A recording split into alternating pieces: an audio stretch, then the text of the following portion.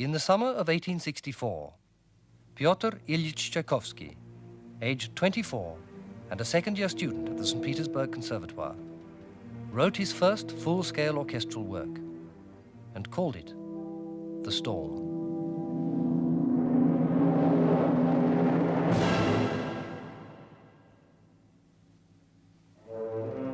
Tchaikovsky had based the piece on a new play by Russia's leading dramatist, Alexander Ostrovsky, which had touched him deeply and inspired him to produce quite suddenly a work that stood head and shoulders above anything that he had written before.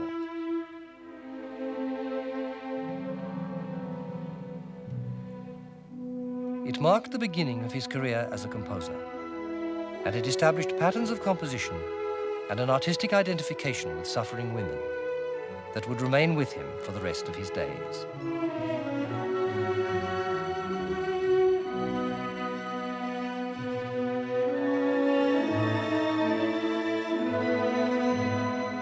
In his play, Ostrovsky portrays a sensitive spirit destroyed by a rigid and uncomprehending society. And it was the idea of the vulnerable young woman in the grip of inescapable fate that touched Tchaikovsky so deeply. Ostrovsky's heroine, Katerina, is married to a weak young man dominated by his mother. Oppressed and frustrated, she falls secretly in love with another man, and left alone, she succumbs to her passion. A wild storm breaks out, and in terror she confesses her guilt. She is pursued through the storm by her mother-in-law until she drowns herself in the Volga.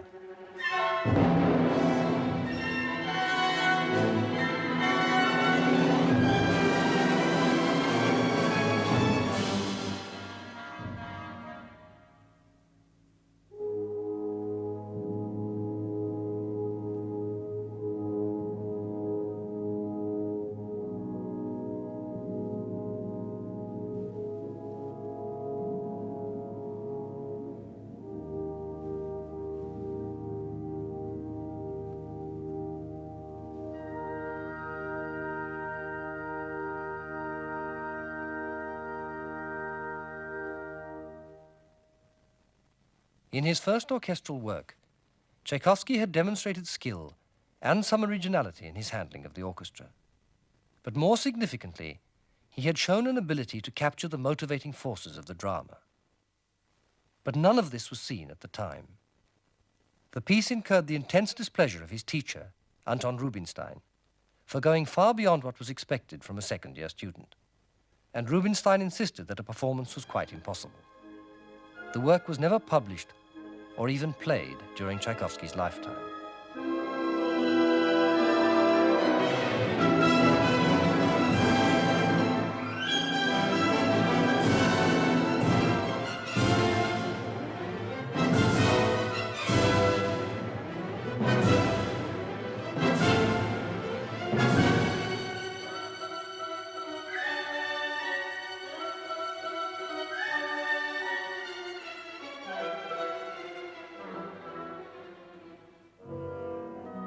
With its virtues unrecognized and its daring condemned, The Storm was an inauspicious start for a young man who had come late to music and whose talent had already been described as quite unexceptional.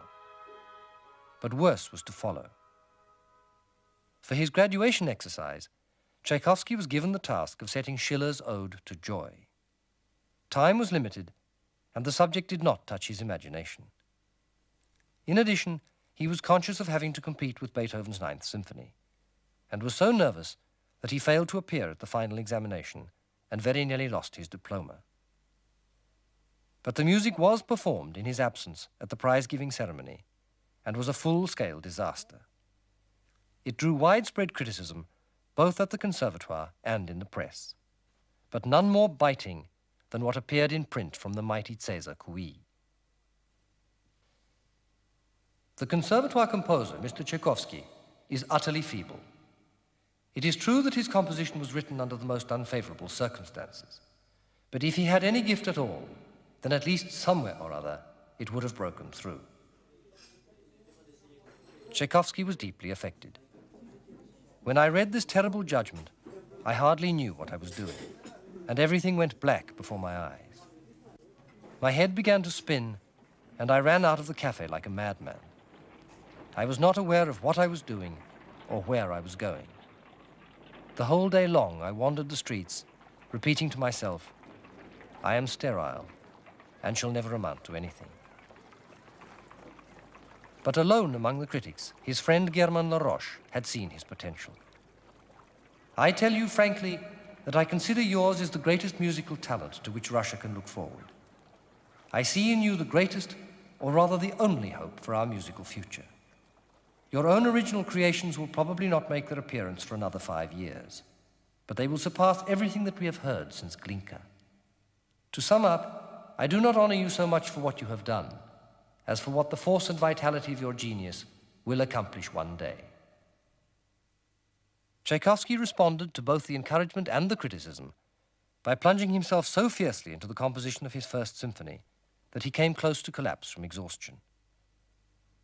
His doctor was called, declared him close to madness, and ordered complete rest. 3 difficult years were to follow, with a number of disturbing failures, before Tchaikovsky's imagination would again take flight, as it had done with the storm. Again, he was touched by the idea of the suffering woman. But this time, it was Juliet, trapped and finally destroyed in the feud between the Montagues and the Capulets.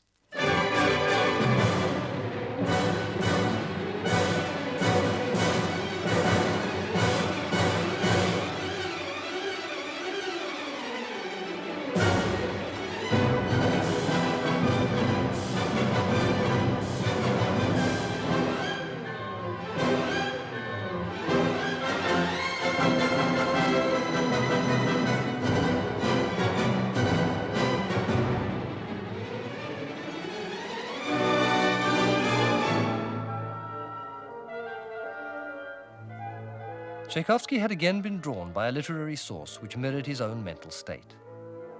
He was recovering from an infatuation with the Belgian opera singer Désiré Artaud, and already convinced that his life was governed by a fate quite beyond his control that would crush his own emotional longings.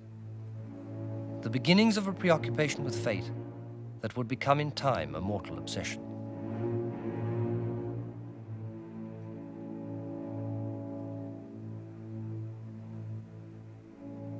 At the age of 21, he had written to his sister, "How will I end up? What does the future hold? It is terrifying even to consider. But I know that sooner or later, and probably sooner, I will not be able to struggle with the difficult side of this life, and will smash myself into pieces." His words were to come true at the age of 53, but more tragically than even he could have foreseen. What Tchaikovsky felt for Artaud was almost certainly the only sexual attachment to a woman in the whole of his life, although it was by no means certain where his feelings for the woman left off and his fascination with the performer began. Nevertheless, the attachment was very real, and it helped to produce for Juliet the most convincing love music that Tchaikovsky had written yet.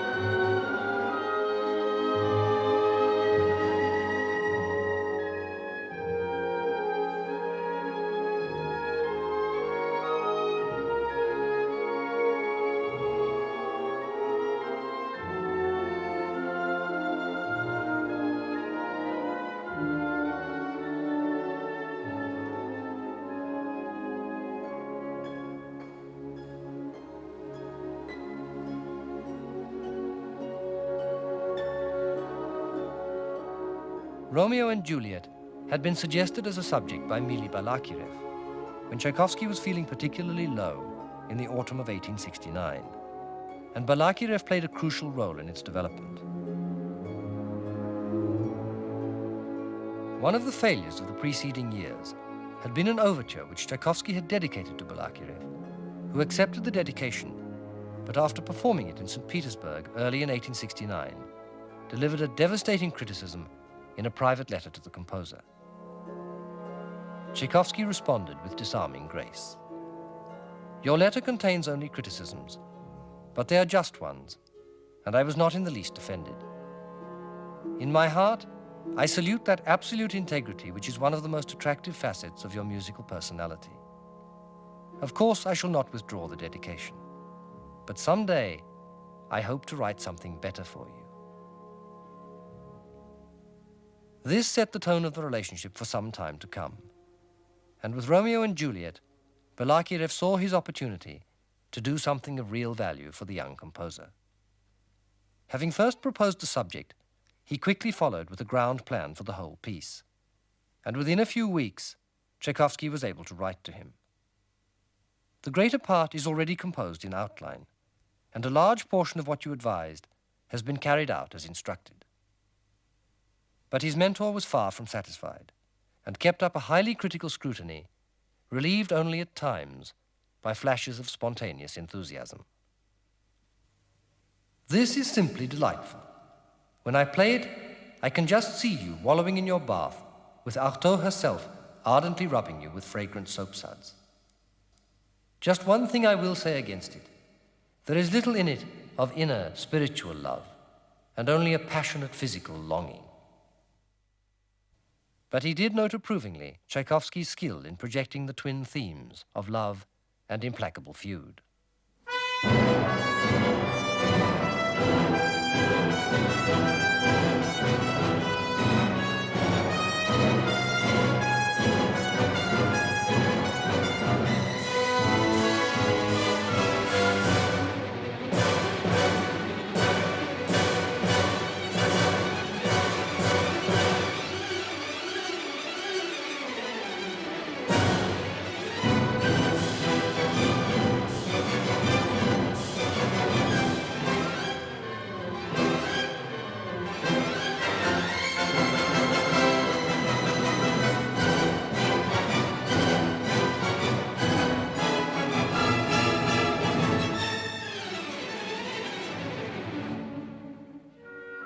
Never again would Tchaikovsky work under such close critical scrutiny, nor take so long to perfect the form of any of his works. In the end, he worried at Romeo and Juliet for 10 years before he felt that he had done it justice. Never again would he feel for any woman what he had felt for Désirée Artaud, although the theme of love crushed by a hostile fate would continue to inspire many of his greatest works. Under his friend's guidance, Tchaikovsky had produced his first real masterpiece, and at its close, some of the tenderest music that he ever wrote.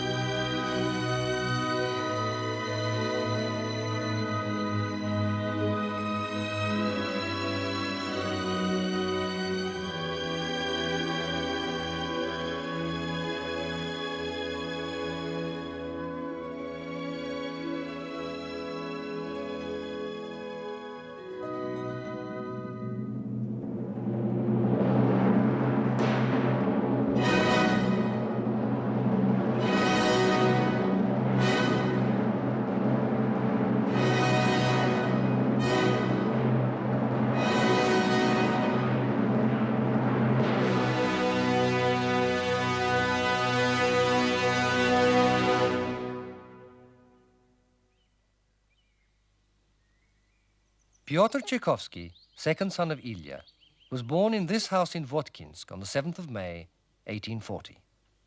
His father, a hard-working chief inspector of mines, who was both liked and respected in the local community. Ilya Tchaikovsky had no particular musical talent, although he had played the flute in his youth and had an interest in the theatre. But he was even-tempered and fair-minded and enjoyed a warm and committed relationship with his second son throughout his life, supporting him and guiding him through many a difficult crisis. The boy's relationship with his mother, Alexandra, was, by contrast, highly charged. She had an excitable, nervous temperament inherited from a family with a history of epilepsy and had spent her childhood from the age of 6 in an orphan's home. Alexandra Tchaikovskaya was of French Huguenot descent, spoke fluent French and German, and played the piano and sang with talent. So there was music in the house, which possessed both a piano and an orchestrion. This was a grand and magical music box which played excerpts from well-known operas, including significantly Don Giovanni, and which would always be remembered with gratitude as the introduction to Mozart.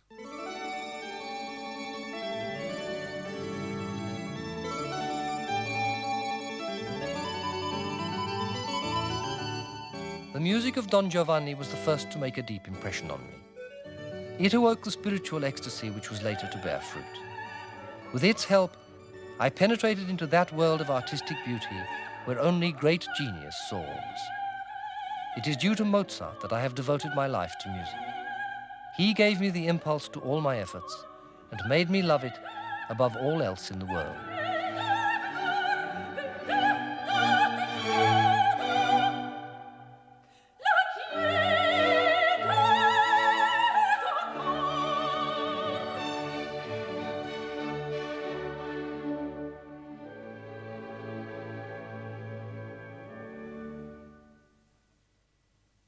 At 3½, Pyotr was attempting to improvise at the piano.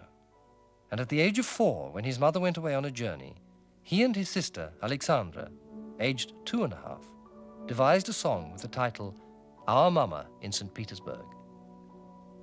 On her return, his mother brought with her a governess from Alsace named Fanny Durbach to begin the education of her eldest son, Nikolai, and his cousin Lydia. Pyotr soon asked to join in, and made such rapid progress that by the age of 6 he could read French and German fluently, and by 7 was writing verses in French. His first was a poem about Joan of Arc, a subject that would continue to fascinate him all through his life, and presumably his first encounter with the doomed young woman. Fanny Durbach was pleased both by the boy's sensitivity and by his ability to learn. Not surprisingly, he was soon very firmly attached to her. At lessons, no child was more industrious or quicker to understand. In playtime, none was so full of fun. But his sensitivity was extreme, and I had to be very careful how I treated him. He was as brittle as porcelain, and a trifle could wound him deeply. With Pyotr, there could be no question of punishment. The least criticism or reproof, of a kind that would pass lightly over other children, would upset him alarmingly. She was disturbed also by the way in which music would excite and unsettle the child. The next few years brought painful changes to a temperament that was already hypersensitive. The changing fortunes of the family deprived him of Fanny Durbach at the age of 8, turned his industriousness to indolence, and at the age of 10 brought the two most wounding experiences of his childhood. Taken to boarding school in St. Petersburg by his mother, he could not face the parting. The incident was later recalled by his brother Modeste. When the actual moment of parting came, he completely lost his self-control, and clinging wildly to his mother, refused to let her go. Neither kisses nor words of comfort nor the promise of return were of any use. He saw nothing, heard nothing, and hung on to her as though he were part and parcel of her beloved presence. It became necessary in the end to carry him off by force, and to hold him fast until his mother had driven away. Even then he broke loose, and with a cry of despair, ran after the carriage and clung to one of the wheels. To his life's end, Tchaikovsky could never recall this hour without a shiver of horror. Worse was to follow. Within a month, scarlet fever broke out at the school, and his guardian, Modest Alexeyevich Vacha, took the boy to his own home for safety. Soon afterwards, Vacha's own son caught the disease and died. Pyotr Tchaikovsky, aged 10, felt responsible and was overcome with guilt and remorse. When the period of mourning was over, Vacha and his wife took the boy to a performance of Don Giovanni.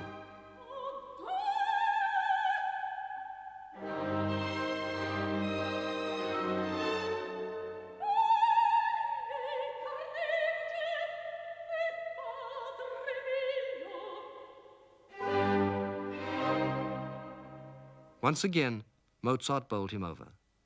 And once again, it was the desperate plight of a woman that touched him most.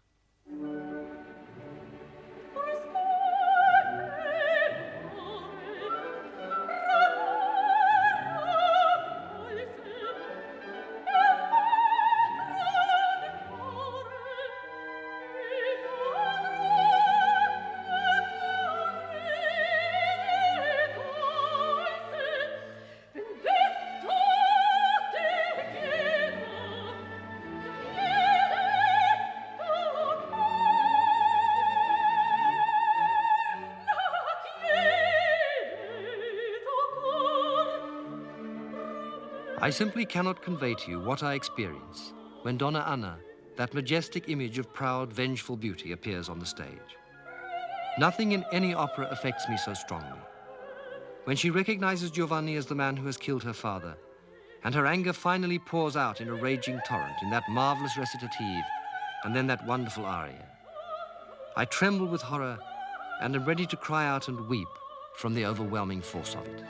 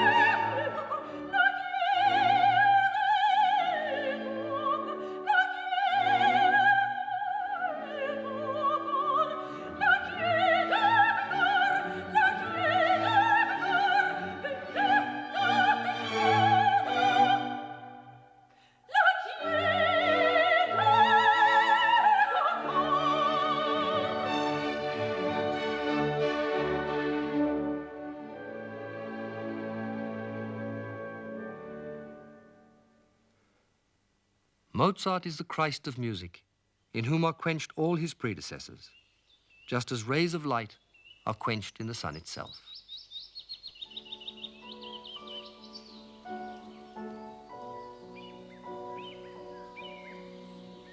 A quieter and happier period followed, with 2 long summer holidays and some musical encouragement from Aunt Katerina, who played through the piano score of Don Giovanni with him. But in the following year, 1854, when he was 14 years old, his mother died of cholera.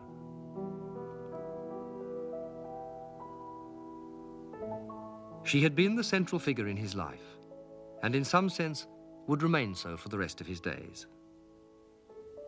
More than 20 years after her death, he would write, "Despite the overwhelming strength of my conviction that there is no afterlife, I can never reconcile myself to the thought that my mother, whom I loved so much, has disappeared forever.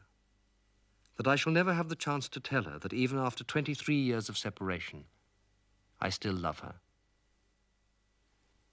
As always, he sought solace in music, and within 2 months had made his first serious attempt at composition. Soon afterwards, he produced the first real signs of developing talent, with a setting of a simple poem in which a young poet quietly invokes his muse.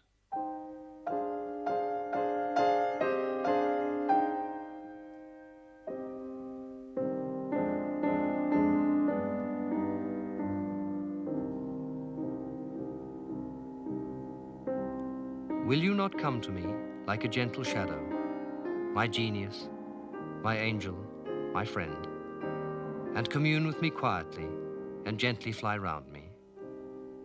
And will you bring shy inspiration and heal my sweet disorder and give a quiet dream?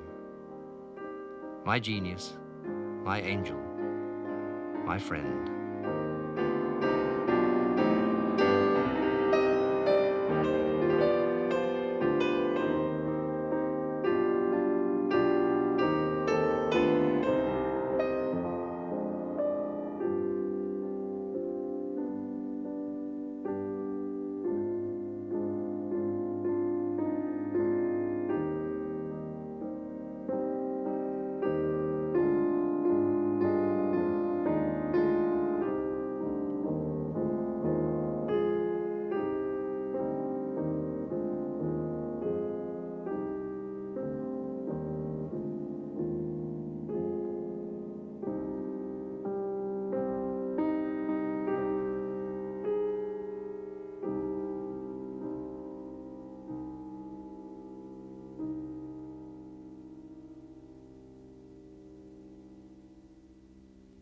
Serious interest in composition had begun relatively late, and not surprisingly in so sensitive a nature, very tentatively. Progress over the next few years would be difficult and uncertain. Tchaikovsky continued his studies at the School of Jurisprudence, which included both singing and piano lessons. At the age of 15, he also had lessons from an eminent German pianist, Rudolf Kundinger. On being asked for an opinion by the boy's father, Kundinger advised against a musical career, although he admitted to being impressed by his pupil's capacity for improvisation. If I had any idea of what he was to become, I should have kept a diary of our lessons.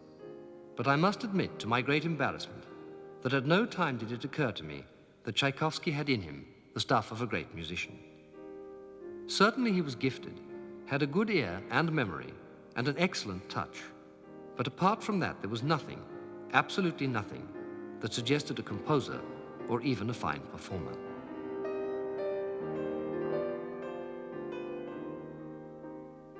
At 16, Tchaikovsky studied singing with an eccentric Neapolitan, Luigi Piccioli, who painted his face, dyed his hair, and declared that he loathed all music save that of the great Italian melodists.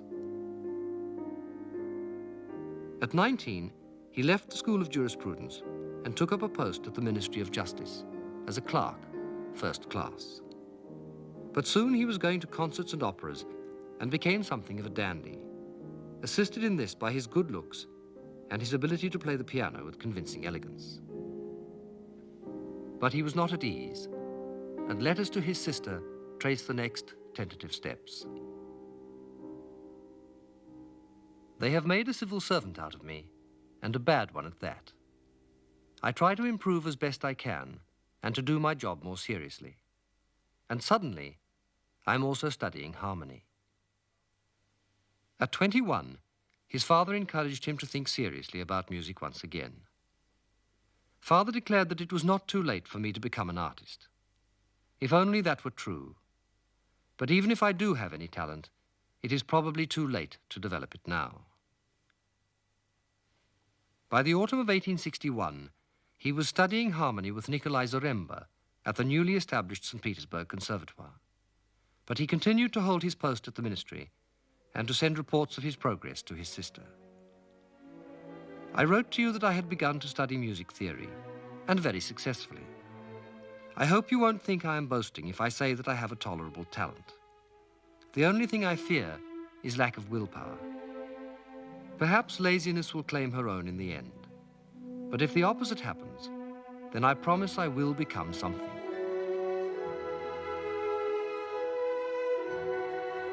I am making good progress. Who knows? Perhaps in 3 years' time you'll be listening to my operas and singing my arias. I am now firmly convinced that sooner or later I shall exchange my present work for music. Don't think I imagine I'll become a great artist. I just feel that I must do work for which I have a vocation. Whether I shall be a famous composer or a struggling teacher, I shall feel that I have done the right thing.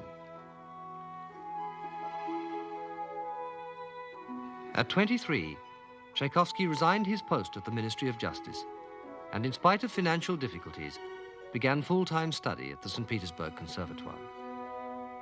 A little over a year later, at the age of 24, and inspired by Ostrovsky's play, he wrote The Storm, his first piece for full orchestra, and touched by the fate of Ostrovsky's Katerina, his first work of real significance.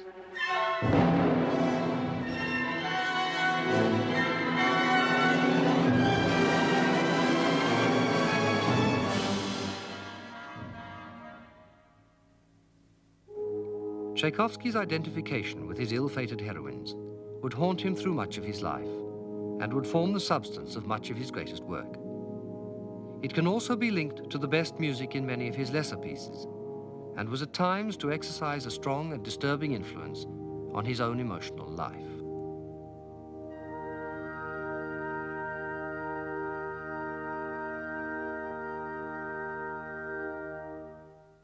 In the next few years, he further developed the idea in his first 2 operas, The Voyevoda and Undine, both suggested by Ostrovsky.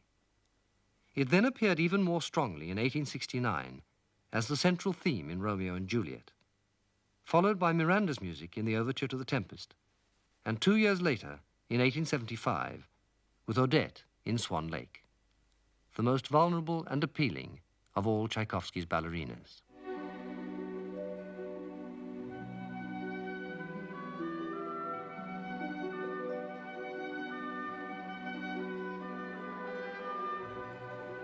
Swan Lake was to be his first ballet, an enterprise about which he felt justifiably nervous. But Odette had been in his mind for some years, and once again, the power of his muse more than compensated for his lack of experience. He had devised a children's ballet on the same subject 6 years earlier. Now he insisted on the same fantastic story, and even used some of the original music. He may also have drafted the plot himself, but certainly his involvement is very clear from his own instructions in the manuscript score.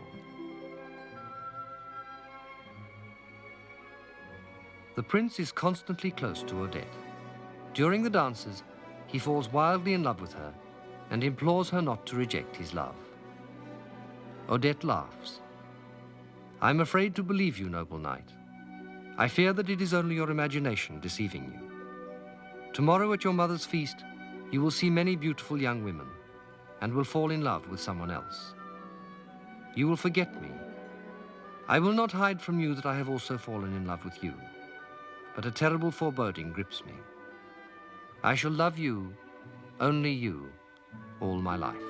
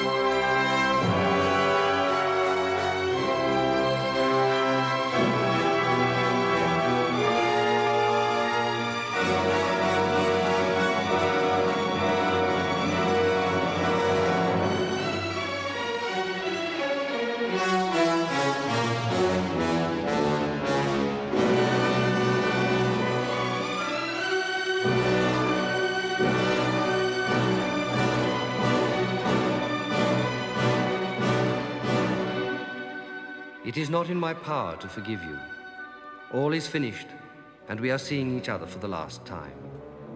You have destroyed us both, and I am dying.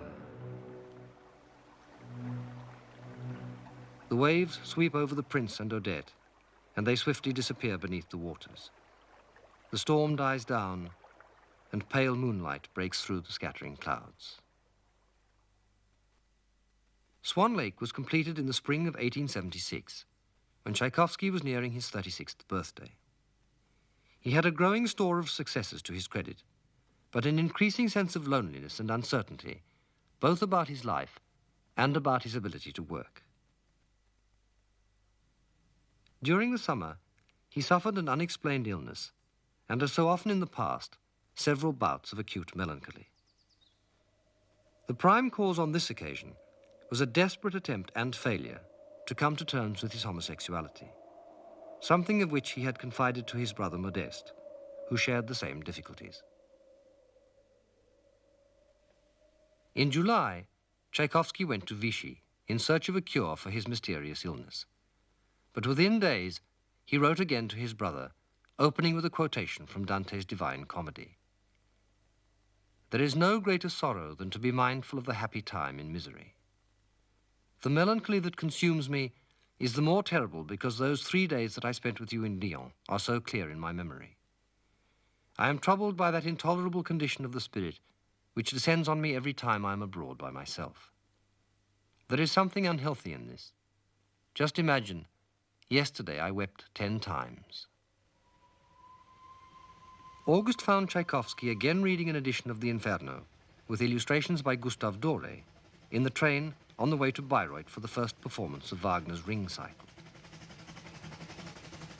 Modeste had suggested Francesca da Rimini as a subject for a new orchestral work, and before the end of the month, Tchaikovsky wrote to him again. "I am living through the most critical period of my life. Soon I shall tell you about it in more detail, but meanwhile, I will just say that I have decided to marry. I cannot avoid this. I must do it. But I shall not do it hastily or suddenly." In this atmosphere, he began work on Francesca da Rimini, and it was to reflect his inner turmoil more directly than anything he had written before.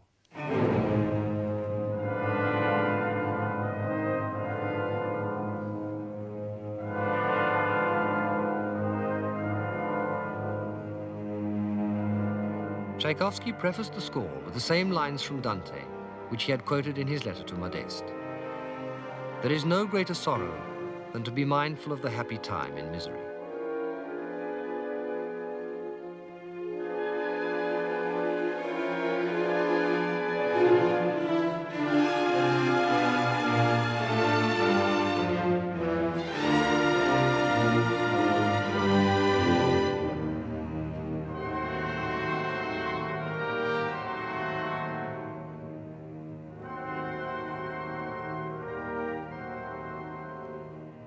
Tchaikovsky's capacity to identify with his heroine had moved onto a new and dangerously personal level.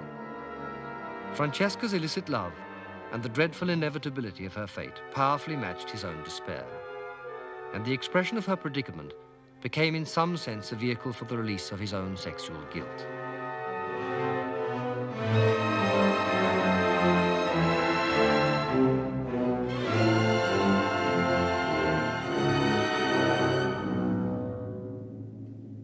Dante's Francesca, married against her will and through deception to a deformed tyrant, Rimini, is in love with her husband's brother. Rimini surprises the couple in their one act of passion and stabs them both to death. For their sin, they're condemned to spin eternally in the dark whirlwinds of hell.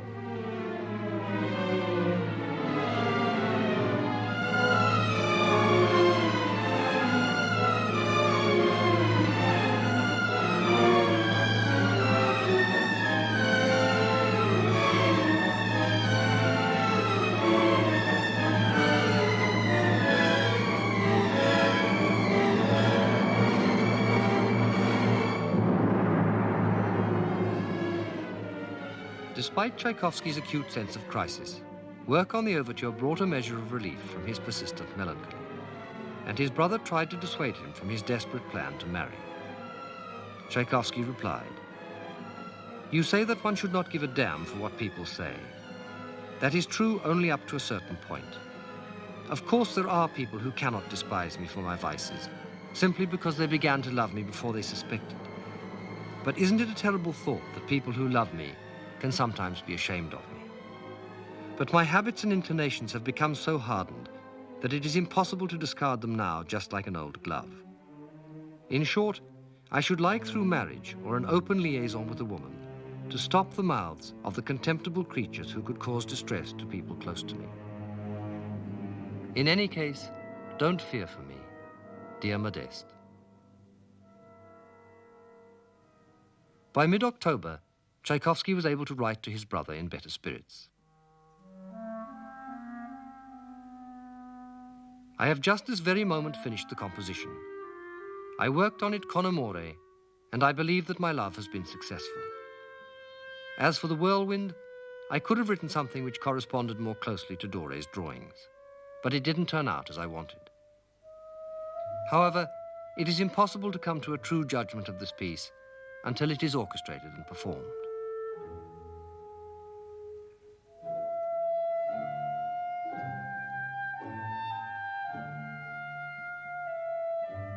Tchaikovsky was aware that his inner turmoil had spilled over into his work, and that much of the wilder music seems overstated. But he knew also that he had once again produced his best work in the love music.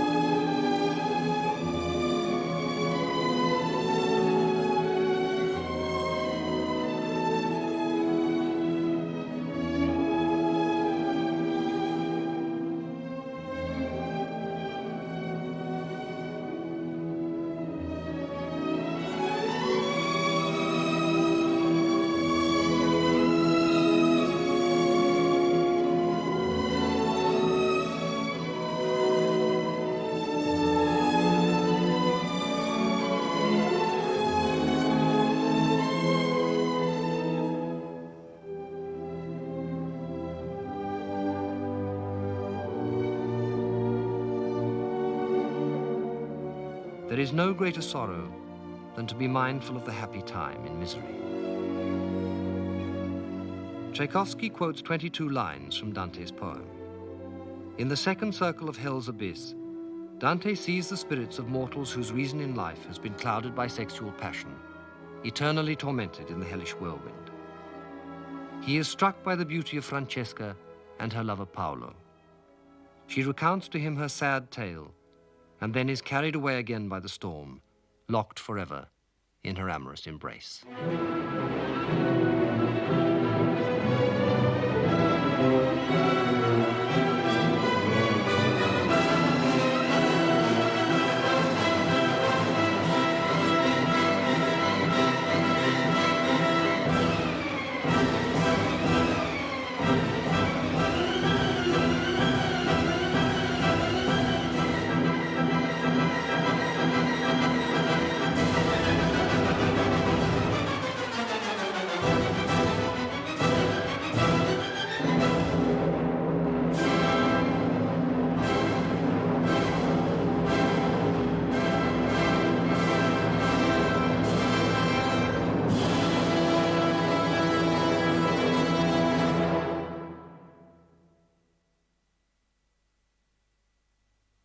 In Francesca da Rimini, Tchaikovsky's tormented emotional life had come dangerously close to his music, and with damaging results. But worse was to follow with the composition of Yevgeny Onegin. This time, however, it was to be the other way round. It was to be the music that would come dangerously close to his life. His decision to marry at all costs had set him on just the sort of fateful road to inevitable disaster that he so feared. When he had first resolved to marry, in August of 1876, he had nobody particular in mind. But not surprisingly, it did not take long for fate to present him with an opportunity to choose. In the spring of the following year, he received a letter from Antonina Milyukova, a former piano student at the Moscow Conservatoire, declaring that she had been in love with him for some years. Tchaikovsky had replied, courteously sidestepping her advances and without taking the letter seriously. Another followed.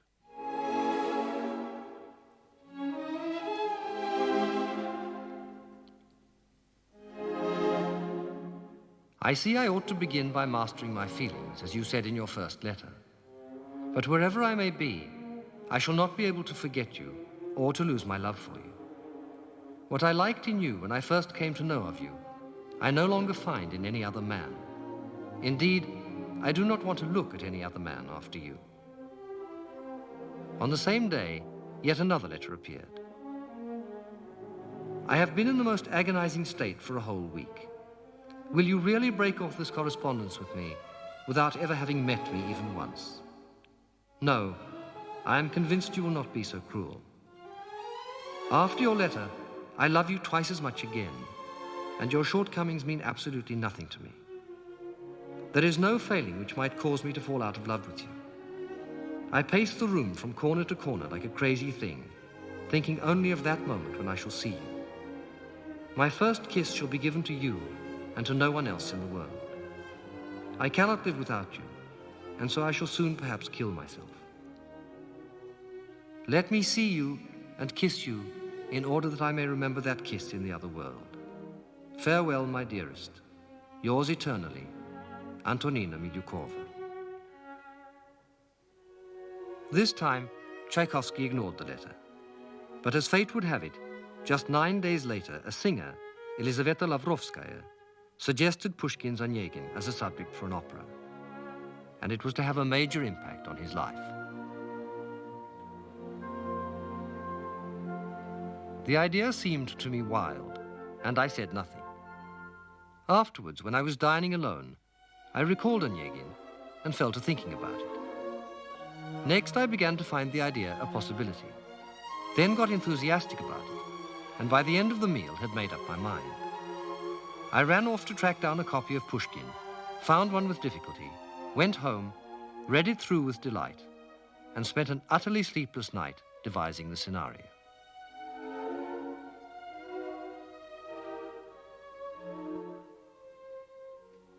As always, Tchaikovsky's imagination was fired by the plight of his heroine, and he began with Tatiana's letter scene, in which she first declares her secret love for Onegin.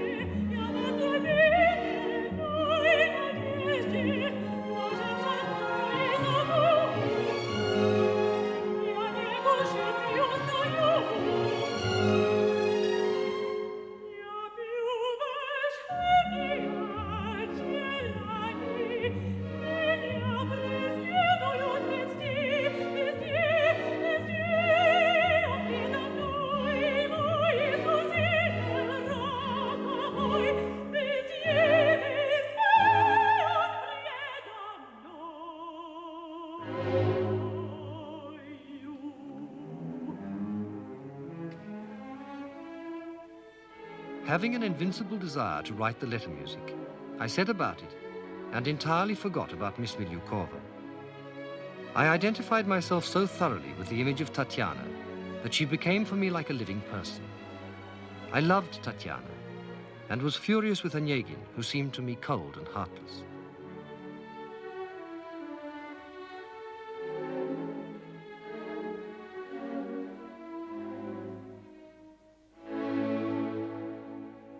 When I received another letter from Miss Milyukova, I felt ashamed.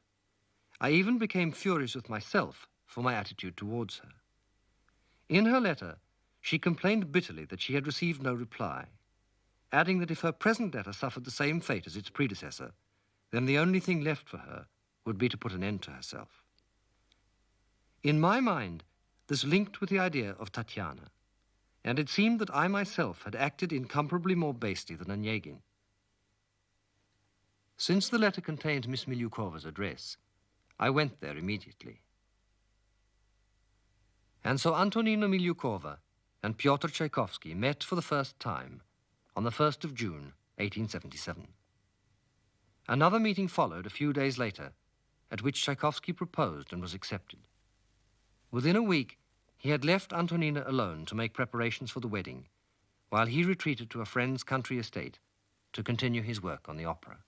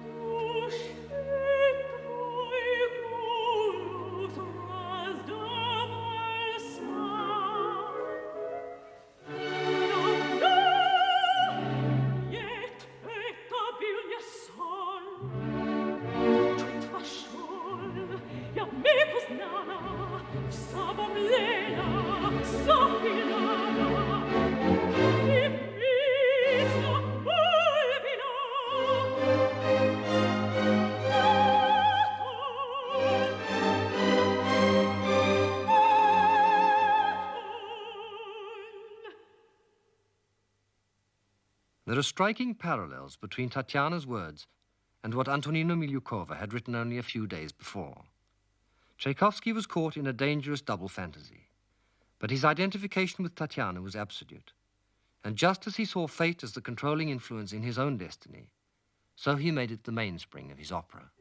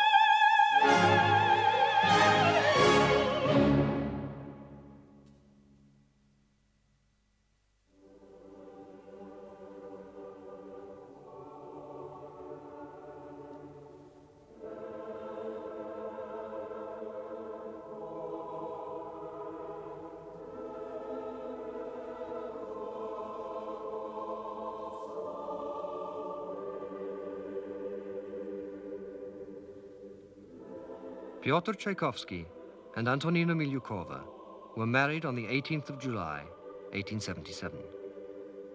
He was 37, she 28. It was not a happy occasion.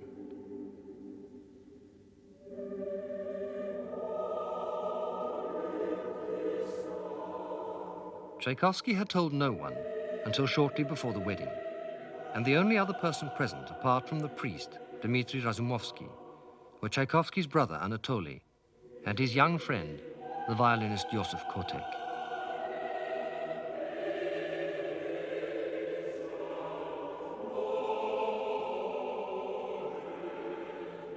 I remained a sort of bystander until the moment at the conclusion of the ceremony when Razumovsky made us kiss.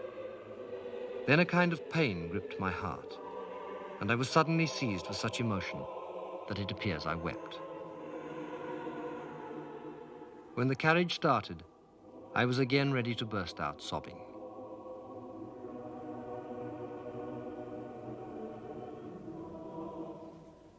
I think that little by little, I shall grow accustomed to my new situation.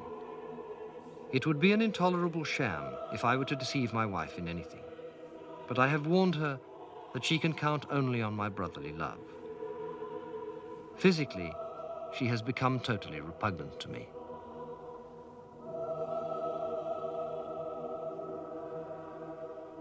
Yesterday morning, while my wife was taking a bath, I went to Mass at St. Isaac's Cathedral. I felt a need to pray.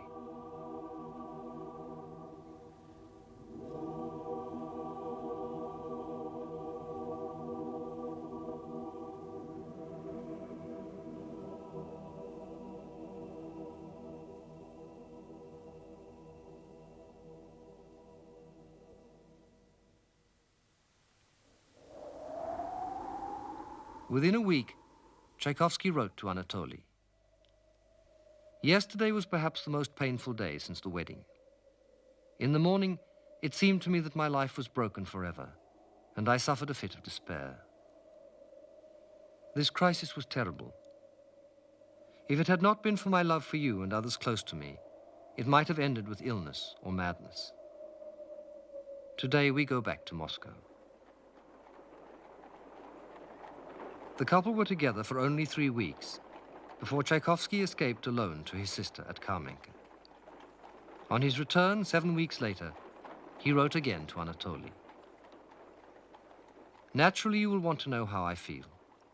Tolya, Allow me to pass over this in silence. I am distressed, that's all I will say. But of course this was inevitable after the abundance of happiness which I experienced at Kamenka. I know I must be patient, and then calm contentment, and who knows, perhaps even happiness may come bit by bit. Within days, however, he was to make an indirect attempt at suicide.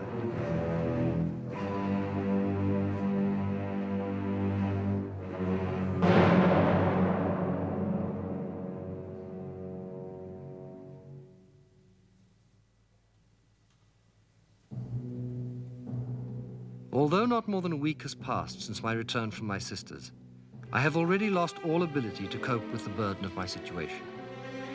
Not daring to go off to a friend, or even to the theatre, I set off each evening for a walk. The weather has become gloomy and cold, and at night there is sometimes a slight frost. On one such night, I came to the deserted bank of the river Moscow, and there entered my head the thought that it might be possible to kill myself by contracting a chill. I entered the water up to my waist and stayed there until I could endure no longer the bodily ache induced by the cold. I came out of the water with a firm conviction that I should die either from pneumonia or some other respiratory illness. At home, I said I had taken part in a nocturnal fishing expedition and had fallen into the water by accident. But my health showed itself to be so sound that my icy bath had no consequence for me. Finally, with the help of a telegram from Anatoly, he fled to St. Petersburg. When Anatoly met him at the station, he had difficulty in recognizing his own brother. Tchaikovsky collapsed, and a doctor was called. He ordered that Tchaikovsky should never again live with Antonina, nor even see her.